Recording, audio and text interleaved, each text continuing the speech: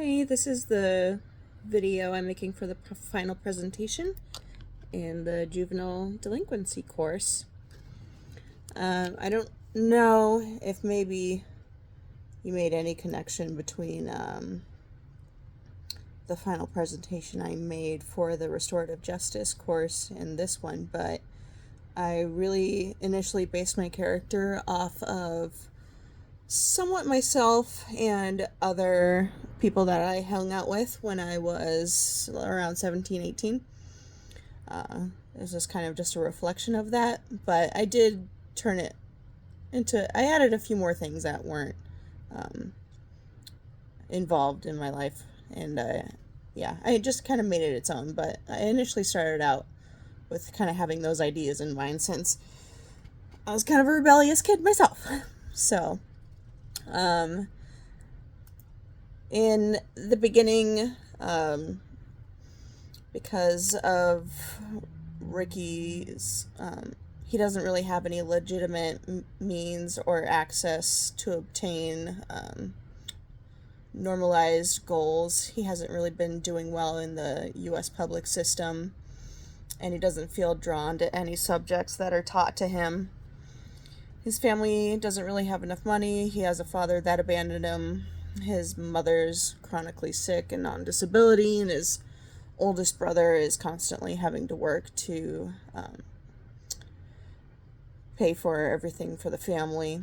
And he has another sister and a niece and nephew that all need to be taken care of. So it's a little bit chaotic in his household.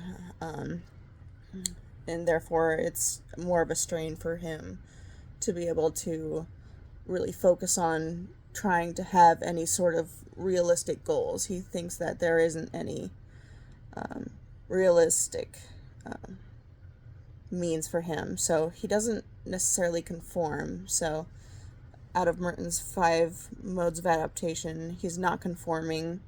He is a bit of an innovator. Ricky doesn't get his meals from home. His mom is bedridden. She's not really able to cook, and his brother's always working, so there's no home cooked, nutritious meals. And often if there is any food in the house, it just goes to the younger kids. So when he is hungry, he turns to stealing. He just ends up stealing junk food and candy. Let's see. And then that kind of turns into him stealing things like cell phone cases so he can resell them so he can make money instead of just having food to eat. Now he can make money as well.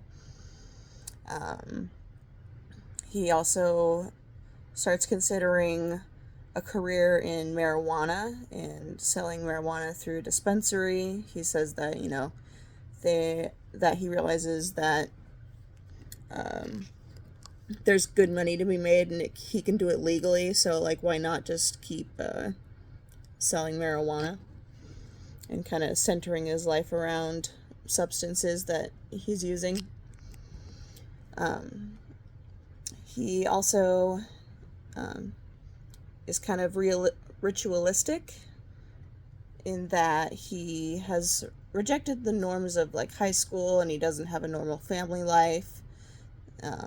So he doesn't have the stereotypical American dream, but he's drawn into a group of people who are more like him, and he spends a lot of time with them trying to get their approval. So, by way of social bond theory, he learns from his new group of friends who also have bad family lives and are not exactly wealthy. And so he learns from his new group and adapts to the devices they use to cope with life, such as stealing, smoking marijuana, and drinking, and just being reckless. And so, in this way, Ricky kind of formed a new family, new rituals, and he says that he and his friends have each other's backs no matter what. So, he's kind of made a new norm for himself. And then he definitely is part of retreatism. Because of his socioeconomic status, he has more barriers before him. if he wanted to achieve society's idea of success, he would have to work even harder than the average kid his age. As suggested by general strain theory, Ricky has a disadvantage when it comes to measuring up to others who have more wealth and maybe a healthier family dynamic. He therefore feels that it's easier to just reject normalized goals, and he's rejecting trying to access the means necessary to achieve those goals. And instead, he rebels. He ends up taking his angst out by rebelling and breaking laws. He's drinking underage. He's breaking into abandoned buildings, stealing, loitering, doing graffiti, and reckless burning. So I really felt that Merton's 5 adaptations were a big part of Ricky's story. You could kind of see where each one fit in with him. And eventually he's able to bond with some older, more like adult figures in his life that aren't part of his family, but he becomes really close with. Trisha, when he's first caught having pot at school, he goes to the guidance counselor, and instead of grilling him, she asks him more about himself and what his interests are, and she sees that it's not just a kid that's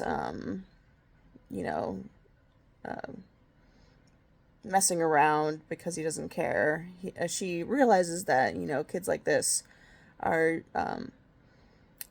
using substances for a reason, because they're struggling and they need more guidance. So she's trying to figure out how can she help him and guide him into a different path by ways that he might be more successful. So she introduces him to the music program at school. She tells him that if he wants to go to a community college, that there's grants he's probably eligible for, and that he can apply to FAFSA. And I don't think he ever had been told about that sort of thing before. It's kind of all new to him, and he's thinking like, oh, maybe there are more possibilities for me than I had previously thought. And also, once he starts spending time with his brother's friend Sebastian, he's fed more hot meals. He starts spending more time with someone who's trying to get him into better hobbies. Starts telling him more about music, teaching him music, and he also lets him know that, hey, I've been down similar roads that you're going down, and this is what happened to me. I spent some time convicted and locked up, and it wasn't a good place, but he decided that he needed to better himself, and he tries to make sure that Ricky knows that, hey, you can learn from my mistakes, so you don't have to make the same ones that you're probably going to end up making, that you're starting to make already.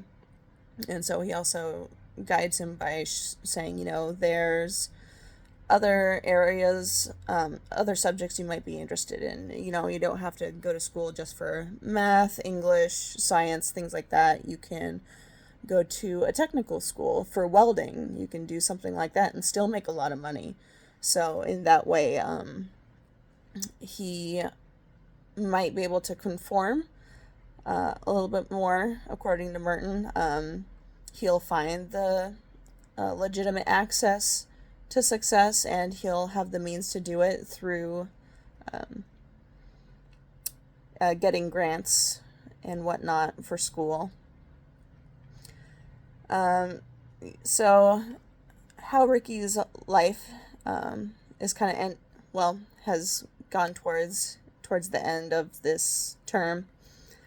He's starting to realize that there is potential for him, and he does have some other opportunities. And it still takes hard work, but he thinks it also might be worth it. And I kind of see this also as a reflection of myself and of a lot of the people I grew up around. Fortunately for me, I did decide, as kind of Sebastian did, that I wanted more out of life, and I had not really thought that I had many opportunities. I didn't think I was ever going to go to college. For the later part of my teens and the earlier part of my 20s, I just kind of I worked full time, but I wasn't really looking for anything further than that, setting further goals. And I was drinking a lot and using a lot of drugs. Sorry, my cat. But eventually I decided, there's got to be more to this. There's got to be more importance to life. So eventually I decided to go back to school, and I was kind of still drinking a lot. Eventually I realized, how hard it is to keep up really good grades when you're drinking a bunch and you're going to work full time as well. It was a lot, so I tapered out drinking.